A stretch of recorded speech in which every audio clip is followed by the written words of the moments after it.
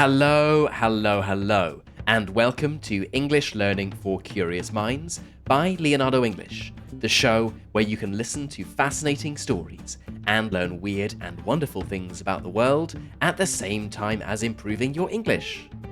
I'm Alistair Budge, and today we are going to be talking about a man who has been preparing for his job since the age of 3. A man who was only given this job 70 years later. A man who had to take the job the minute after his mother took her last breath. I'm talking, of course, about King Charles III, the King of the United Kingdom. This is actually going to be part 1 of a 2-part series on King Charles. In this episode, we'll talk about his life and his long journey to the British crown. And in part 2, we are going to go a little deeper and ask ourselves the question of who is the real King Charles? Who is Charles the man? What life experiences have shaped his character? And what will this mean for his reign? Okay then, let's get right into it and talk about the life of Charles III. You may know that royals tend to have very long names, and in this respect, Charles is no disappointment. He was born Prince Charles Philip Arthur George Mountbatten Windsor on the 14th of November 1948 at Buckingham Palace in London. His mother, as you probably know, was then Princess Elizabeth, and his father was Prince Philip, the Duke of Edinburgh.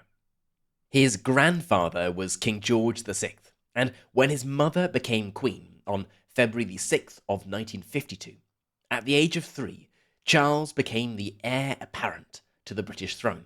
In other words, the next in line. Unlike the children of Prince William today, Charles was kept relatively hidden out of public view. There were pictures of him as a little baby, but his first official outing was when Charles was just 4 years old, and he sat between the Queen Mother and his auntie, Princess Margaret, at his mother's coronation ceremony.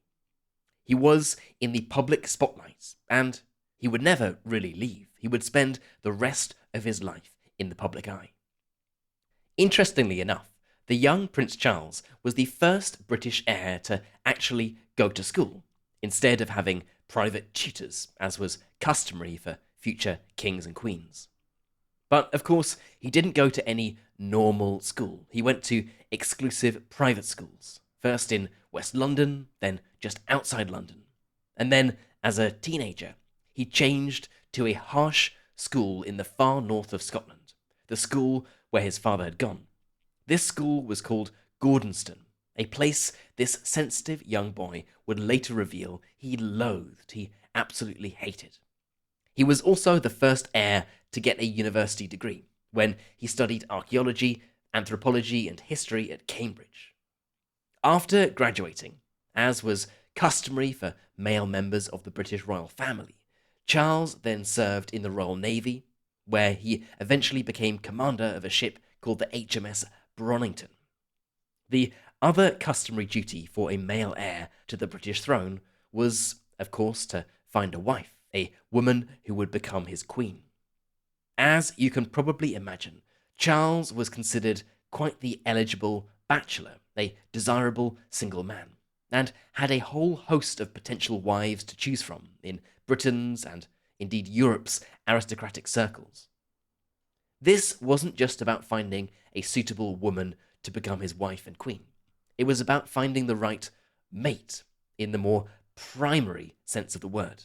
By this I mean the right mother for his children. As you know, monarchies are hereditary or run by bloodline, and as the king in waiting, Charles was expected to produce an heir. After a decade or so of short-lived relationships with a range of potential matches, Charles finally decided it was time to settle down and find his princess. In 1980, when he was 31 years old, Charles began seeing a lady called Diana Spencer, who was 12 years his junior and just 19 years old at the time.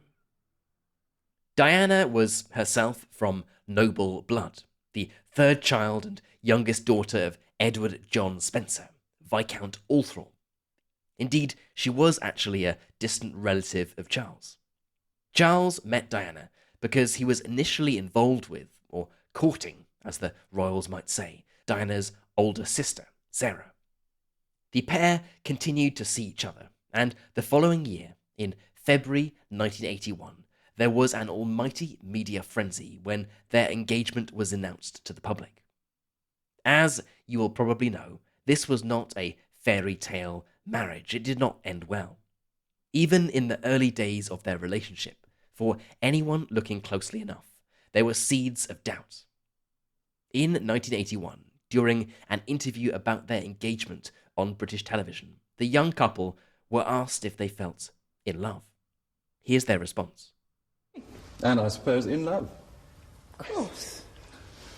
Whatever in love means. Put your own interpretation. Obviously, it means two very happy people. Yes. In case you missed that, when the reporter said, "I suppose, in love," Diana replied, "Of course." But Charles awkwardly said, "Whatever in love means." A philosophical response, perhaps, a response of a deep thinker. Or perhaps the response of a man who is about to marry a woman he doesn't really love. Despite this, they married later that year, on July the 29th of 1981, at St. Paul's Cathedral in London, and a record-breaking 750 million people tuned in from around the world to watch the service on TV. The next year, their first son, Prince William, who is now the Duke of Cambridge, was born, and then Prince Harry arrived 2 years later. Diana had done her main duty. She had provided 2 heirs. But she was not the sort of lady to live in the shadows, to retreat into the background. She was particularly admired for her humanitarian work, and in one famous episode in 1987, at the height of the HIV/AIDS panic, Diana publicly shook hands with someone who was HIV positive in a bid to destigmatize the disease. And she was hugely popular with the British public, far more so than Charles, and far more so than any other member of the royal family. Polling from 1997 showed that she had an approval rating of plus 66, with Charles at -7 and the royal family at -15. And Prince, now King Charles, has never been particularly popular with the British public. He has faced continued criticism in the media over the years for what was perceived to be an extravagant lifestyle, even by royal standards. By the time he was crowned king, Charles reportedly had 6 homes, a large staff of servants, 11 secretaries, and a selection of expensive cars. In the past, he even, it was alleged, had a servant specifically to squeeze his toothpaste onto his toothbrush and to iron his shoelaces. Now, back to his relationship with his wife. As you know, the story of Charles and Diana didn't have a fairy tale ending. The two were poorly suited for one another. But there was someone who Charles believed was his perfect match, his soul mate. And her name was Camilla. Now, for this story, we need to go back in time slightly, to 1970, when Charles was 22 years old. 11 years before he married Diana. It was then that a young Charles met a lady by the name of Camilla Shand. Some say they met at a polo match, others that they were introduced by a mutual friend. However they met, the pair soon began courting. They were in a romantic relationship. Charles adored Camilla. He felt that she treated him like a normal person, not as a king in waiting. They talked for hours on end, and it really was a relationship of equals. But the royal family, meaning the Queen and Prince Philip, did not approve of Camilla. She wasn't aristocratic enough, and she was seen as an experienced woman, fine for Charles to continue to see and enjoy spending time with, but not queen material. They continued seeing one another until Charles joined the Navy, and they broke off the relationship. Then, shock horror, in July 1973, Camilla married another man, a man named Andrew Parker Bowles. Interestingly enough, he had also briefly courted Charles's sister, Princess Anne. If you're seeing a pattern here, that everyone seems to be in a relationship with everyone, yes, this is the case with the British aristocracy, and the European aristocracy more generally. Despite the fact that she was now married to another man, Charles and Camilla remained close friends, and Charles even became godfather to one of Camilla's children. When Charles married Diana, Camilla even came to the wedding. And although the pair were now both married to different people, they continued their friendly relationship, with some people suggesting it was much more than a relationship between two old friends. Diana certainly wasn't happy about it, and was even more unhappy when, according to a royal biographer called Andrew Morton, the young bride was opening her wedding presents and she found a necklace intended for Camilla. By 1985, rumours were spreading that Charles and Camilla were having an affair, but so too were reports that Diana had begun seeing other men. In 1989, the British newspaper The Telegraph reported that Diana had confronted Camilla at a party, and then a few years later, in 1993, the Daily Mirror published a leaked phone recording between Charles and Camilla. In the call, the pair talked about their romantic relationship and love for one another, confirming the rumours of an affair. As you can imagine, much excitement ensued in the media. "Charles rocked by Camilla tape shock," reported one tabloid newspaper. "Charles sex talk taped," said another. With many tabloid newspapers printing detailed manuscripts of the call, it became such big news that it became known simply as Camillagate. This leak caused a huge scandal for the royal family. By 1992, Charles and Diana had effectively separated and rarely appeared in public together. Although there were allegations that Diana had been unfaithful, the public was almost unanimously on Diana's side, painting her as an innocent victim, a young, beautiful girl who didn't know what she was getting herself into. She would also break royal protocol and do something that royals were not meant to do, when she gave honest, candid interviews about her marriage and mental health. British royals, as you may know, through the fact that the Queen spent 70 years on the throne and practically never revealed anything about her own character, they are not meant to talk about their feelings. Diana felt differently.